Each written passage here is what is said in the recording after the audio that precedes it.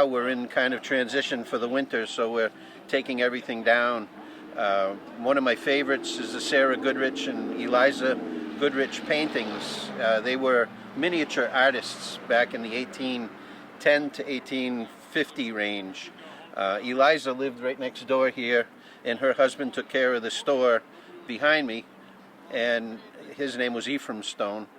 And Sarah moved to Boston, and she painted a lot of important people in the Boston area, mostly businessmen and politicians.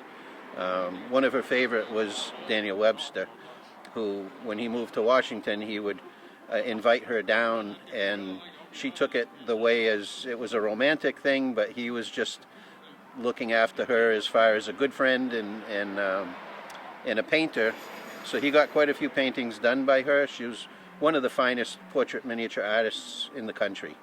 Her teacher was Gilbert Stewart, and he was a master. And he said that of all the people that tried to paint him, Sarah was the only one that got it right. They painted all her paintings on a small piece of ivory, and very thin. It was almost like 3 times the thickness of paper. And if you hold it up to the light, it looks like you're looking through a computer screen. So it lit it up from the back, which is kind of a shame because all of them are all framed. So you can't really get that effect unless you actually took them all out of the frames. So that's one of my favorite parts of this collection, is the second largest collection of miniature artists from Sarah and Eliza in the whole world. So we're very lucky to have that collection.